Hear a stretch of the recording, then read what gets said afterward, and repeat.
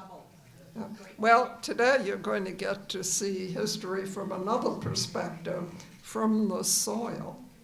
And I can tell you this man is a man of many talents and messages, and he's going to convey to you what we really haven't had much exposure to. We come here most every week, and we don't know that much about what's beneath here.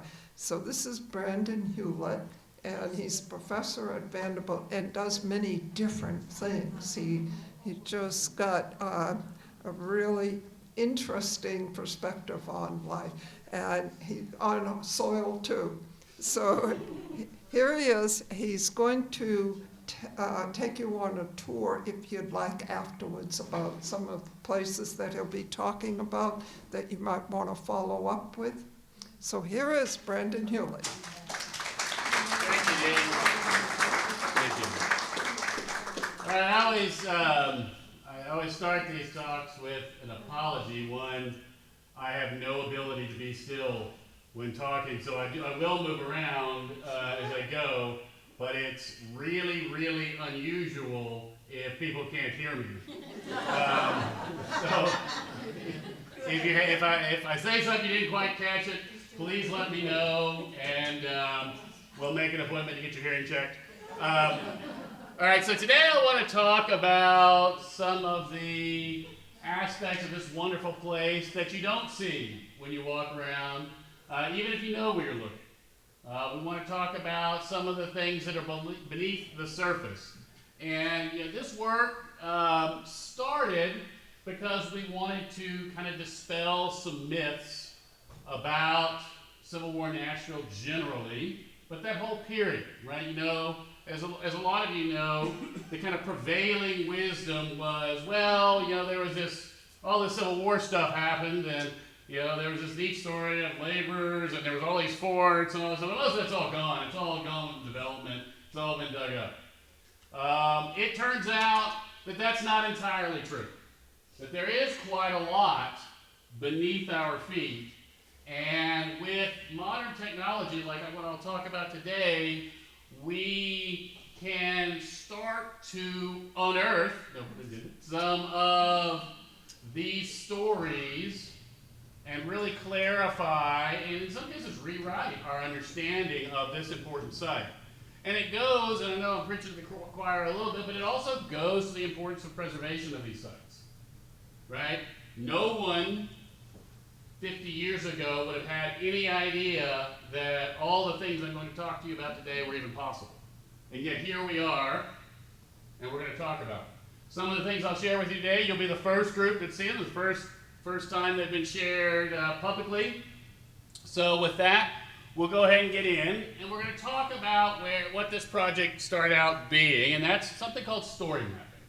And the idea behind story mapping is to use the old and new together, to use our traditional historical tools, documents, maps, oral traditions, newspapers, all these things that I'll show you in a minute, and integrate them into modern maps, to our modern understanding of the land of the topography, so we can see what happened and where it happened, and put those things together in a way that's accessible, that more people can interact with, even if they don't happen to be here, or don't happen to have access to libraries where some of these things are stored, right? So we set out to initially start looking at this area with the idea of putting this all into one central digital location so that students, academics, tourists, enthusiasts, whoever, could really get the feel for these important sites. And this is really, really, really, really critical for the Battle of Nashville space because it's so large.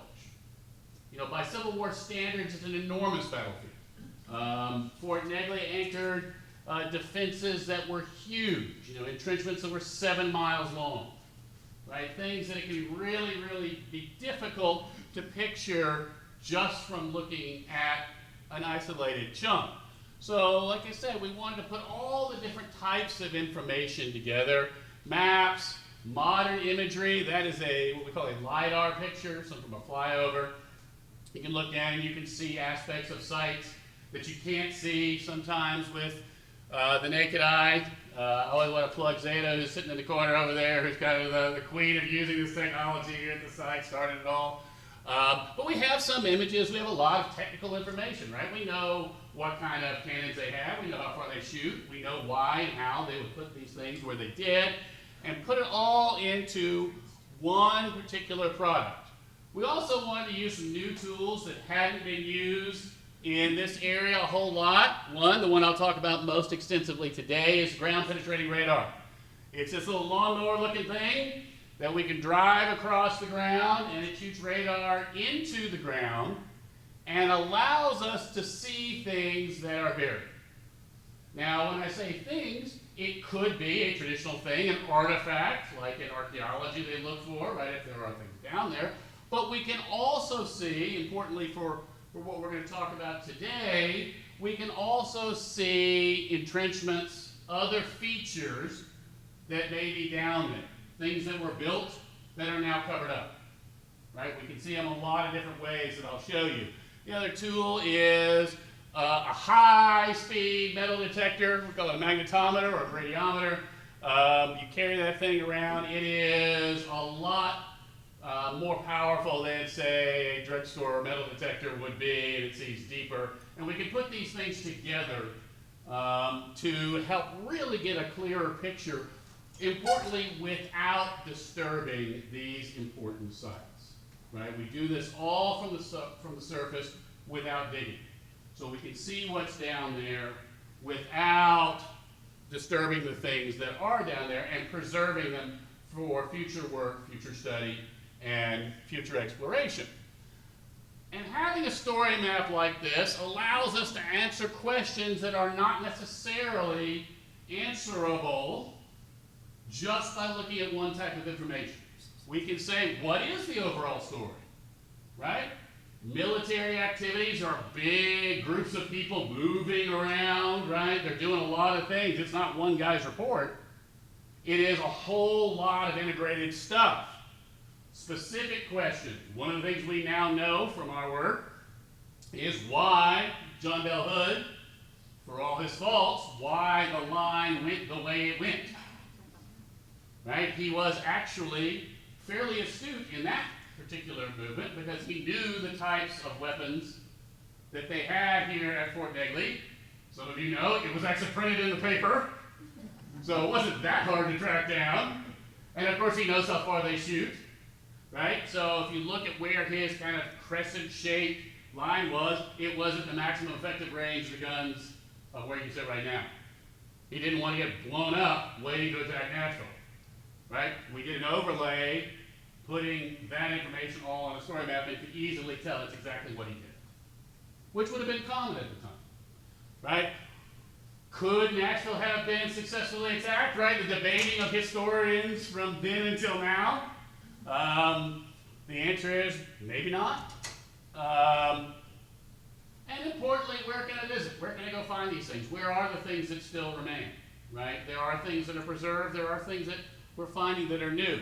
All of this can be put in one unified resource. Now, if Metro's internet cooperates, I'll give you a little taste of it. Uh-oh, this is it at night, okay. So we're going to switch, and you see here, right, that base map, by the way, this is George Thomas's map of Nashville that he used during the Battle of Nashville. But as we scroll through, we can see various different things at different times, and really get a better feel for the overall picture. So we've got it organized chronologically here as things go. We can put information in there. We can do fun things like this. This is what we call a swipe. And it shows up. So in the middle here is an 1860 map of Nashville. And what we can do is move back and forth and see where certain fortifications are. So you can really get a feel for where should I go, what should I do, and you can see things, as we'll see in just a minute. This is the one, Fortress Nashville, I told you about, where we overlaid the weapons, and it's got a link there that you can click.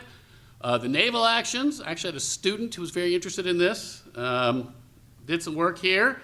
This particular map here shows quite a lot of the fortifications of any size. So that base map there was drawn by a guy by the name of G.H. Blakesley in 1863. He went back after the Battle of Nashville and put the red lines that you see there. And so you can see, where are these things? Where could I visit them today? And you can kind of see how the layout makes sense in 1863, even though it might not match with the modern map of the city. So all of these are there. They are, after today, publicly available. So, and I'll show you where you can get all these things. One other one I'll point out is the hospitals, because we get a lot of questions about that. Where were the hospitals? Nashville was a hospital city during the Civil War, no question, 26 large hospitals. So this black and white map here, that was drawn by an engineer by the name of Merrill. It took him over a year to do it. He started at the end of the Battle of Nashville and literally drew for a year. Amazing detail. But you can kind of see there is a logic to why and where the hospitals were, right? You have several of them inside the perimeter of the defenses of Nashville, which makes sense because these guys can't go anywhere, right? They're in the hospital. And then others along the main corridors coming into Nashville, right? They're being moved here from other battlefields. They came up the roads, rivers, and railroads, right? So you want to put your hospitals where you can see. So you can tell there's a lot of neat things that we can do, and there's a lot of explaining and understanding of the battle space itself that you can do when you put all these things together. Now, the bottom part of that story map, we've got a couple other things, and then we have this ground penetrating radar that I'm going to talk with you about in there, so it'll all be in one nice location so you can share with everybody. So we started looking at Fort Negley, right? Again, the thinking was that, well, a lot of this has been disturbed, so there can't be that much, right? Well, we look back, and those of you who have been to the site many, many times know there are some surface features, right? There's that kind of second bastion that I use as a reference. You draw it straight out, right? There are these up here. This is the circular road. There's a little parking structure that you can't get on there now. That's out there. This is one of those LiDAR overflows. This is the Parker Structure, Adventure Science Center. And you can see that there is definitely something that is visible on this LiDAR image. It's not 100% clear what that is, but you can see stuff, right? And we know that that particular area is one slice that had not been developed or dug up, whereas a lot of the other area has. Right, so this picture is a flyover from 1937. You can see this area obviously has been changed. Obviously, you got these areas. We got some of the Bastrop community there. There's that parking there. But this area is left alone. So since nobody really knows, we figured that would be a good place to start. So we're going to start there and use our fancy lawnmower device. There is the actual device. This is a satellite tracking, so it links up with all kinds of GIS satellites, and we can get resolution down to less than about 2 centimeters, about that much, and get some really good feels. So what we do is we line them up in grids, and we just kind of go back and forth, just like mowing your grass along there, and we shoot that radar down into the ground to see what is there. And lo and behold, we got this. Like, what is that? Well, you can kind of see there's these rectangular boxes. And that jumps out to us because rarely, if ever, will we find a perfect rectangle just sitting there in nature. And it's really even more unusual that you find a perfect rectangle that measures exactly 55 feet by 10 feet. So that was probably put there by people. You almost never see right angles, right, sitting in nature. So we can see these. Lo and behold, if you look at some Army manuals from that time, you see instructions for building segmented trenches in sections of 55 feet by 10 feet. So it kind of matches. And we see several of them in a row, not all of it. And I think anytime you're doing science, I think we learn as much from the things that don't fit, that aren't what we thought they were as they are. You see these weird looking things that we interpret as nothing. It's a rock, right? But it's important to know so you can distinguish what does seem to be something from what doesn't seem to be so. That's an important thing, right? It's not just guesswork. It's not just it's out there. The depth at which we find this. Now, our equipment, depending on the soil, can see down about 2 meters at best in this area, right? So a meter is 39 inches, right? So twice that, right? That's about as deep as we can see. It does depend on what's in there. It does depend on how rocky. It actually depends a lot on how wet the soil is. So right now it'd be great. But this is at a depth that is consistent with where you find a lot of Civil War material. So the pieces kind of fit together. Here's a picture. This is not a Fort Negley picture, but it is a picture of this type of entrenchment that was not uncommon by the end of the American Civil War. So we feel pretty good just from that alone that there's something down there, at the very least, something that should be preserved for further investigation, right? But as with everything, we don't just think about one piece of evidence. We talk about score mapping, putting it all together, and it turns out, some of you that are architectural history or landscape architecture enthusiasts will know the name Frederick Law Olmsted. He was, in fact, brought here to Fort Negley in 1891 to make Fort Negley a subdivision. Then is now, right? And he, with his team, not exclusively him, but with his team, did very, very detailed survey of the site as it sat at that time, right? And these are available in the Frederick Law Olmsted collection maintained by his estate. And so he, importantly, is one of the last maps where we see a notation of the entrenchments which started from Fort Negley and ultimately looped the city, right? They were 7 miles long, one from river to river.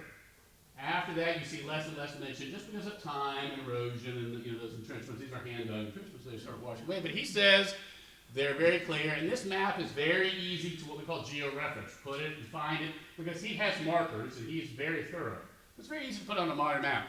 And sure enough, when we put our findings onto his map, the things that we thought were entrenchments line up with his entrenchments, which, by the way, never happens.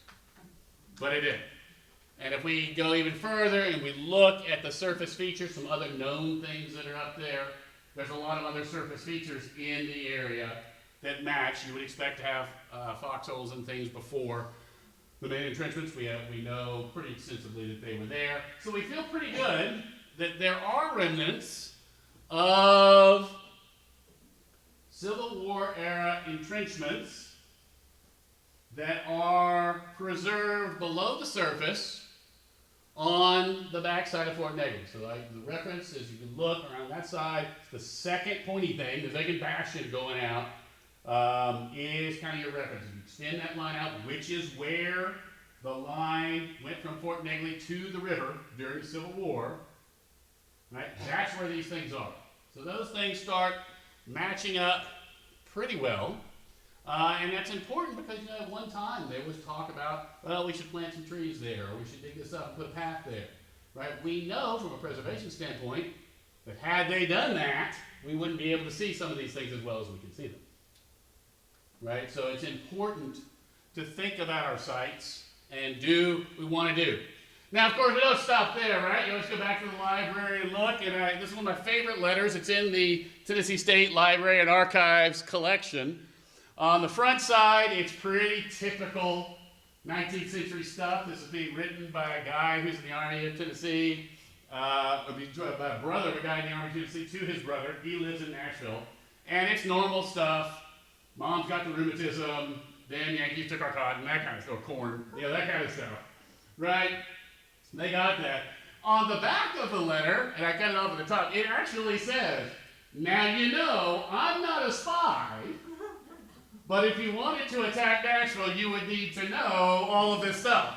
And he proceeds to draw the complex of forts. So you see here St. Cloud, right? St. Cloud Hill with Fort Negley on it. And he draws these crescent shapes and specifically makes a note that those crescent shapes demarcate concentric entrenchments that went around this site. So we wondered, are these crossing, are they part of that big entrenchments, or are they the cross ones that this guy very specifically described?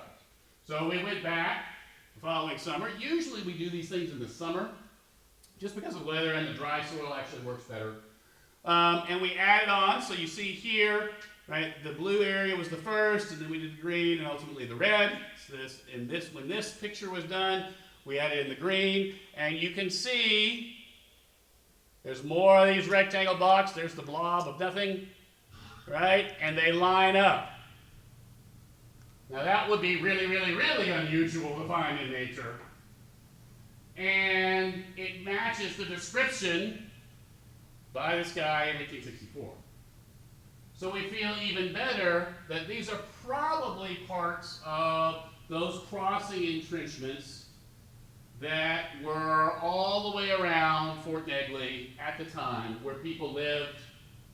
They would dig into the earth to get out of the rain. They did not really have tents in the entrenchments so much. They did tend to build little shanties. There's some wonderful pictures out there. You can see the kind of buckboard shanties that they make. Had to be unbelievably miserable living in a mud hole for years, especially in December, especially that December when you have an ice storm and an entire Confederate army standing there just waiting to kill you. Generally unpleasant, I think, right?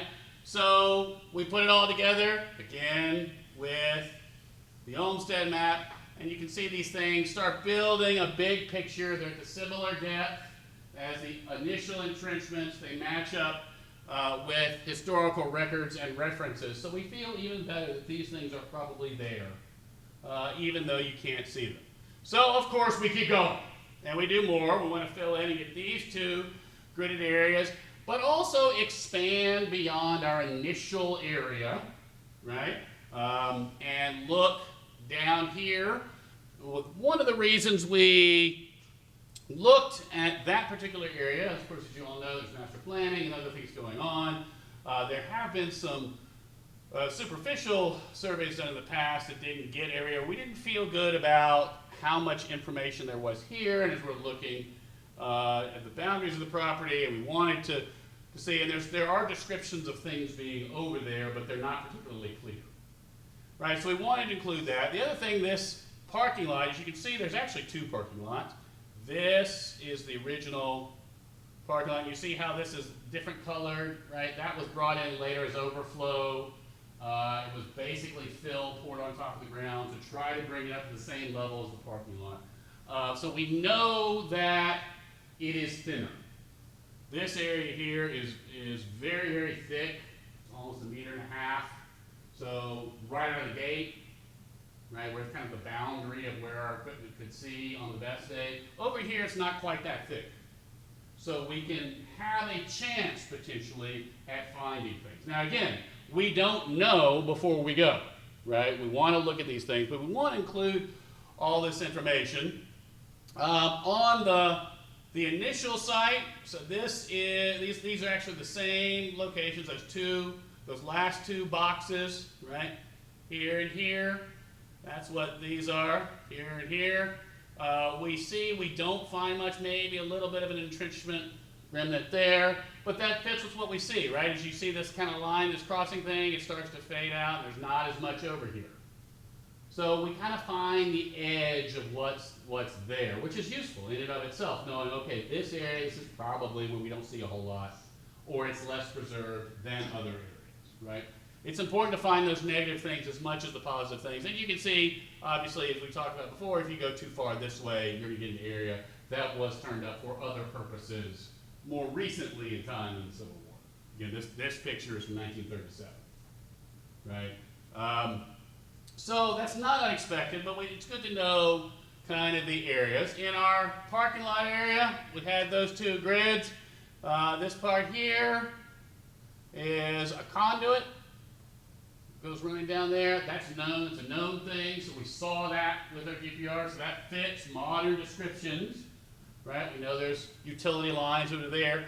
we started seeing these circular kind of formations. We weren't really sure about them because the dimensions are kind of odd. They don't really correlate with a whole lot of Civil War era things, which is obviously my area of expertise. And they're really, really, really perfect circles. I mean, even more perfect than those rectangles that we saw. They're really, really, really perfect. So we thought, gee, that may be even too perfect to be 160 years old. But we don't know yet. So we keep looking. So these are sequential. So this is about 1/2 meter. This deep, right? This is about 1 meter deep. About that deep. Down into the soil there. You see this circle gets bigger and bigger. These yellow things are bits of metal, debris. In this particular project, we don't dig. We don't dig up anything. So who knows? That could be the lost Confederate gold. I don't know. We didn't dig it. If it were, I probably wouldn't be here with you. But there are pieces of metal up there for whatever reason. So this is 1 meter, and this is 1.5 meters. Again, you see these things and these circles that just keep going out and out and out. The measurements, like we said, of these circles don't really correlate with anything that we're aware of from the Civil War. There was some thinking at one point that there might have been a cistern over there. There were definitely cisterns on this area and around. That would have been a very common thing to do, to store water any place you had troops garrisoned for any length of time. But these are much bigger than the cisterns. Remember, in the Civil War, they're hand dug and they hand put bricks in there. I mean, they're not huge by modern standards. So you go back and you look, gee, was there a round thing there more recently? Turns out, yes. There was this water tower. This picture was 1940. There's another picture of it in the 30s. It has a round base that corresponds to roughly the same size as that circle.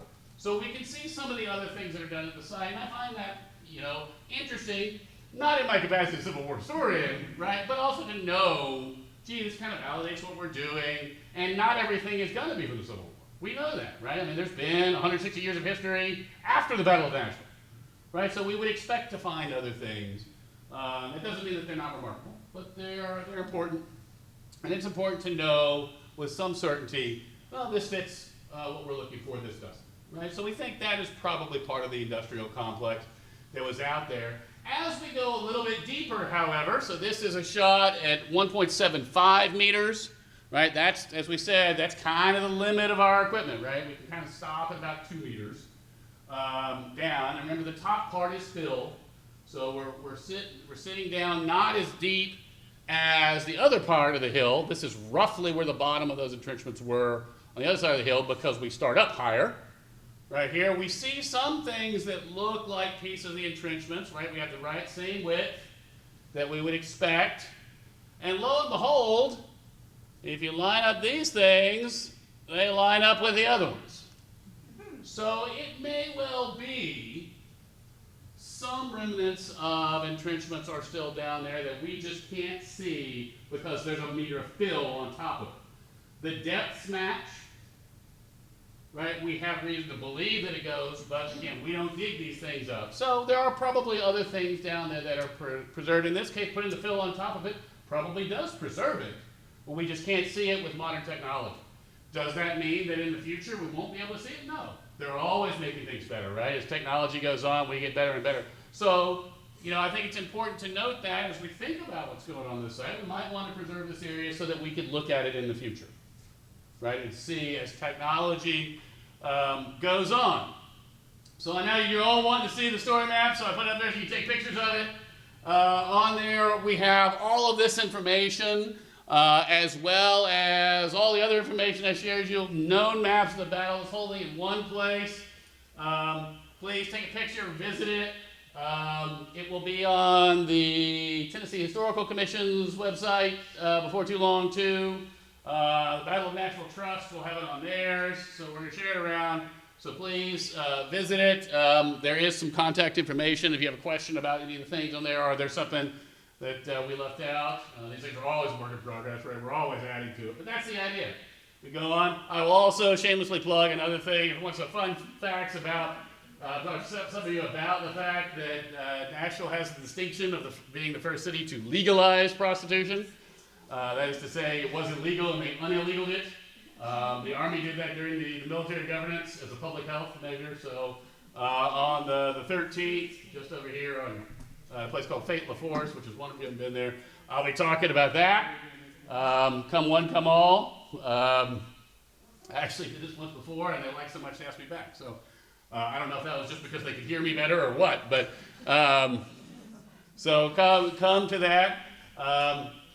So with that, I'll stop for a second and see if there are any questions.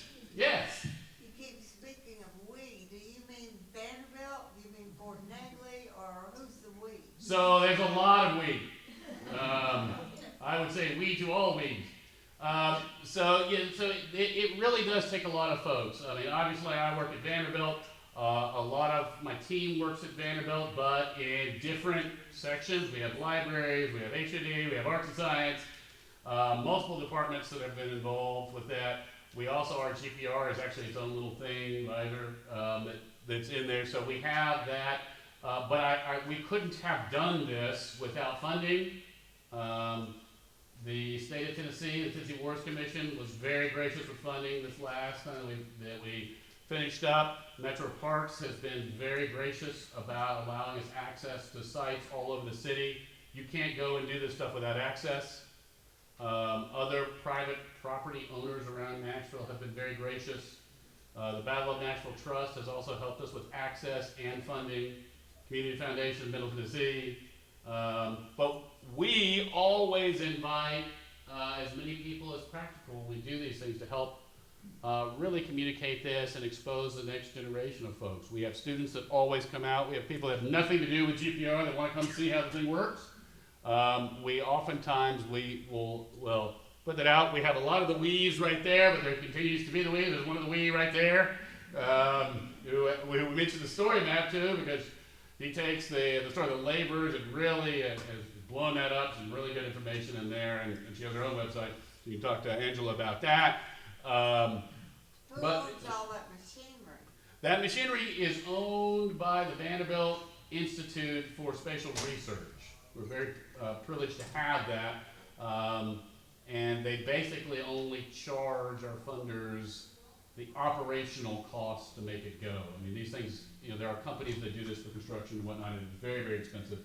We're able to do that and take it all over Nashville.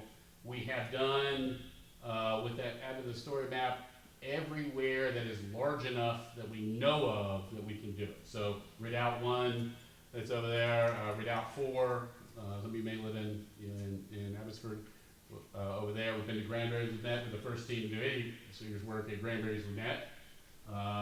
So folks over there, it really does take a lot of things. So the we is ever expanding.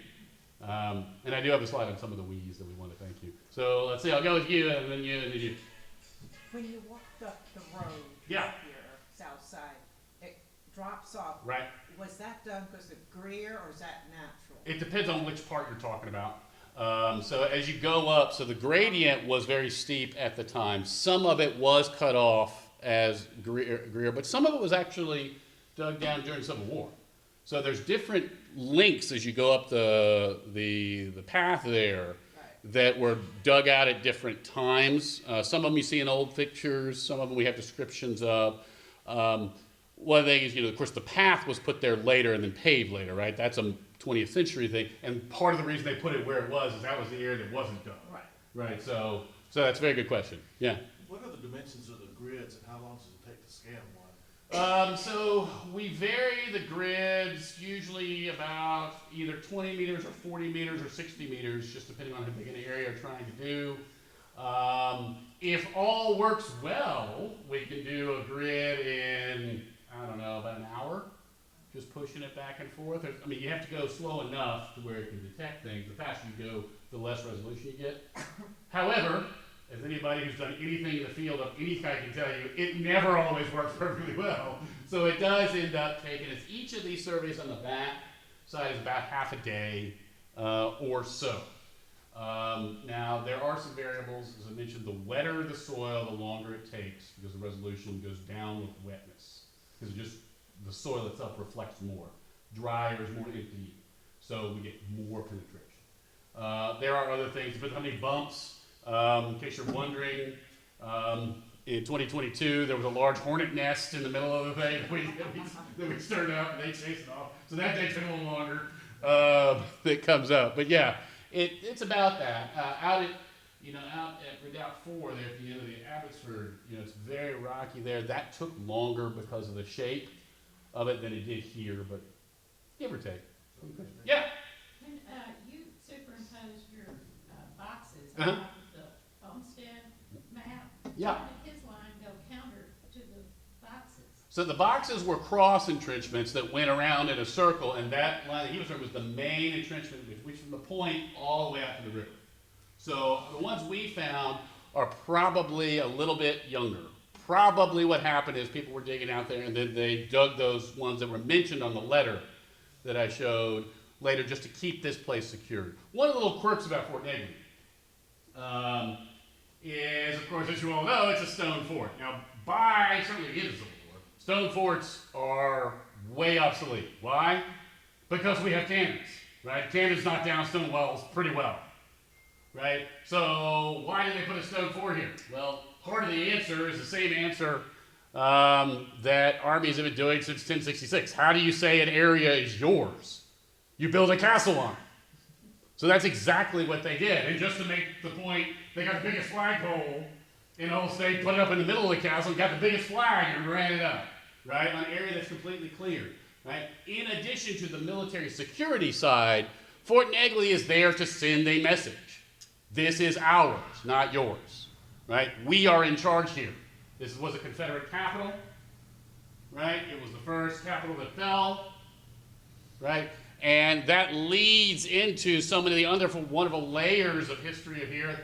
That the intent was to communicate that psychological message, to show that symbolism, both in the Confederacy and back home, by the way, back in the federal territories at the time, but also because it stands out, because it has such a profound impact, it then becomes this beacon of freedom where folks seeking to escape from slavery, from being a slave, they now have a place to go. They have something that can be seen for miles, and they go there, right? That was not necessarily what was intended when they first designed it, but it very much became part of Fort Negley's history. And I think that's a really unique site. So it was maintained, so there's a lot of layers of why you build it and why Fort Negley is so unique. There's really nothing else from the period. It's the largest inland fortification. It's the only one really built that was maintained as a stone fortification in this type of area, and it has so much of this uniqueness to it. But the trade-off is that stone walls can still get knocked down, right? So how do you minimize the risk of that? You try to push the cannons farther and farther away, so it's harder and harder to shoot the wall. How do you do that? Well, you start putting entrenchments farther and farther out, so the bad guys have to be farther and farther and farther before they can get their guns close enough, because it's really hard to drag your big old cannon through a hole, right? So you want to be down there, and you want to push that out. So as the site grew, so too did the defensive perimeter. They actually deforested around so there wouldn't be snipers. Early on, actually, the houses were fairly close, and they demolished houses to keep the distance out, right? So that people couldn't take pot shots at the soldiers who were here. And over time, up until really about 1865, they were constantly expanding the perimeter. And so that's where those circular entrenchments come from. Other questions? Yeah?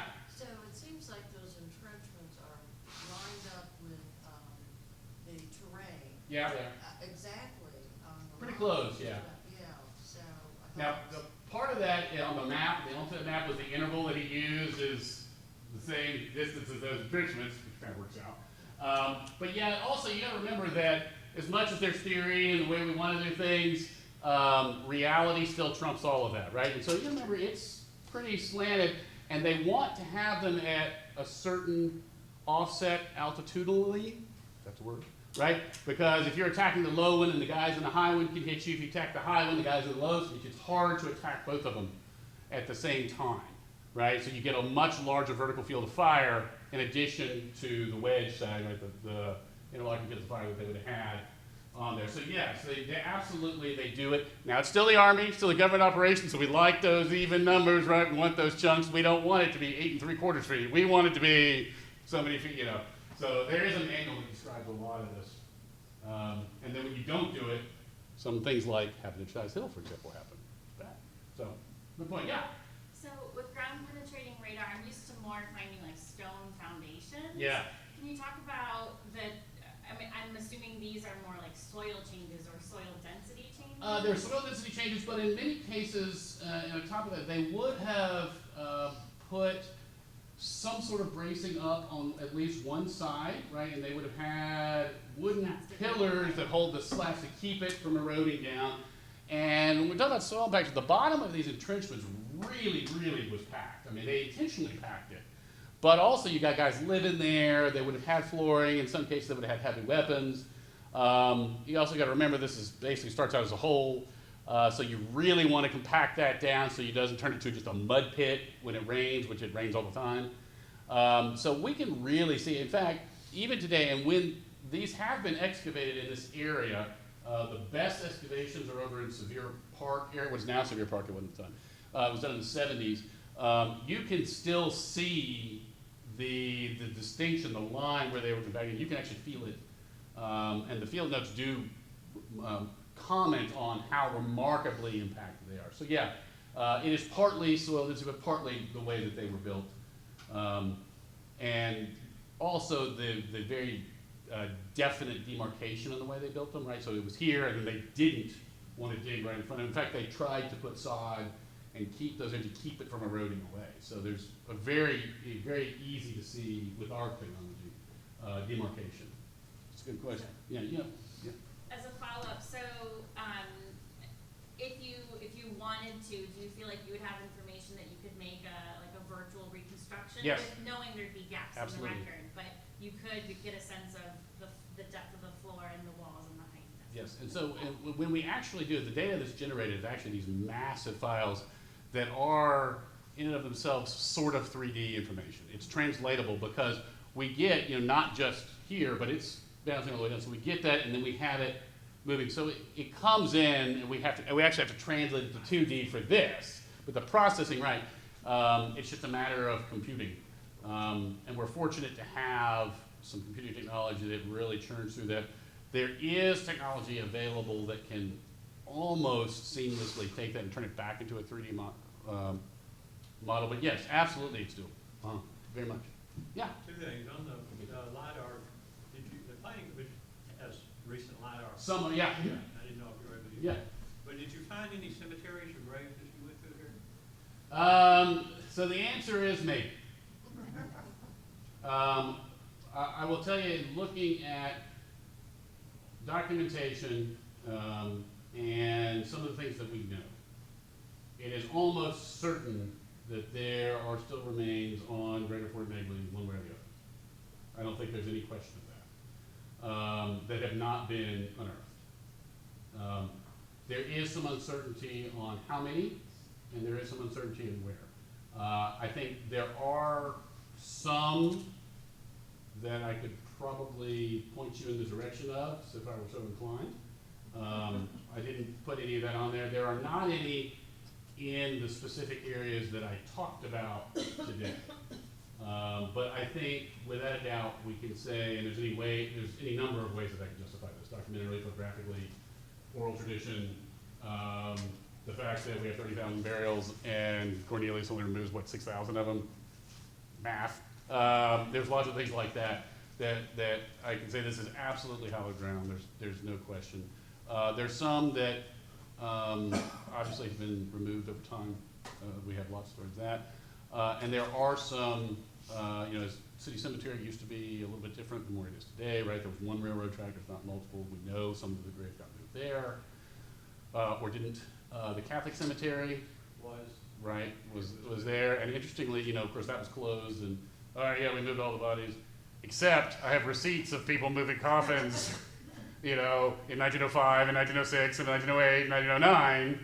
So, so I'd say yes, absolutely. Do I know where they all are? No, I don't. Also, is it Native American burial questions there too? maybe. You know, I am less of an expert on that. But as far as Civil War barrels, you know, also got the contraband barrel sites, which were done in kind of slip trenches. We know there was at least 2 on the site. We don't really have much record of them being removed. Part of the reason we know is that the Sanitary Commission was here and was very critical of leaving the pits open as long as they were left, and they were not filled with lime, as was the procedure, rapidly enough. So they were very critical, and there's a lot of documentation of that all the way up to the War Department. But you know, there's the companion documentation of the garrison here saying, yeah, we'd like to know, why don't you give us some more guys, and we'll be happy to bury these guys. Right? So yeah, Adam. How much more GPR do you need ahead of the master plan? A lot. I mean, as you know, it's really the tyranny of the size, right, that we have to do. I can only do so much in terms of time, and only do much. So our plans, you know, would not be to stop. We want to keep going. I mean, that's the nature of academic inquiry, right? I mean, we want to keep learning more, and that's with just current technology. I would be optimistic in saying we will probably have better technology, and some of this might need to be repeated with newer technology in the future, or newer information that we find, or new artifacts that we find, or you know, things that the oral tradition points us to that we didn't previously know. You know, there are some other fun things about Fort Negley besides the lost Confederate gold. There is a tunnel on the property somewhere we know existed because it was used by bandits to hide their loot and guns and stuff. We have other things that are tradition about this site that we haven't been able to locate where they were physically. You know, there was a photograph of Fort Negley that was recovered. It had never been seen. It was an old tintype that was recovered as recently as 1997. So you figure, you know, that was taken in 1863, and it was just in a guy's private collection. So I would say we've got at least 3 times as much as we've done already left to do, but we don't plan to stop. That's a good point. Yeah. So is there a debris field or, you know, a trash heap that they've ever found? Well, you know, one man's trash is another man's treasure. So there are some places where you do find debris at different levels. Not all of it would be Civil War debris, right? I mean, there was different uses for the property, and different people did different things here, so you find them at different layers. Certainly some of the work, and it's not mine, but with the Bass Street community, they found quite a lot of debris, but it wasn't considered debris necessarily to the people that lived there, right? They had mismatched sets of china, medicine bottles. There's a lot of medicine bottles that have been found over there for whatever reasons. A lot of these things in glass and porcelain that we find that were on there that, you know, some of it may have been made in the Civil War era, but it was certainly used by people for, say, 50 years at least after that's there. So yeah, there's a lot of those kinds of things that are being found. I mean, who knows, 100 years from now, somebody might see some of the stuff that people chucked out there, and they might think, look at this interesting cup. These were very cup-oriented people we see in Nashville at the time. There's all these cups around. And, you know, and we do find things that are hard to date. I mean, we found a lot of pork bones. Were they modern? Probably. But did they eat pork in rib bone segments during the Civil War? Yes, absolutely. Did they do it in the entrenchments of Nashville? Yes, absolutely. So, you know, you get some of that kind of stuff. But I've, you know, not found the golden ticket or any of that yet. So, another question. One more. All right, so I will, like I said, I mentioned those who want to walk around the site here and visit where some of these things are, orient those things. I'll be happy to do it. After our time, as I mentioned, it really does take a lot of folks to support and make this kind of happen. So this is just some of the thanks on there, but there's lots of thanks. And next time we're out here, all of you are, of course, welcome to come visit us anytime. So thank you very much.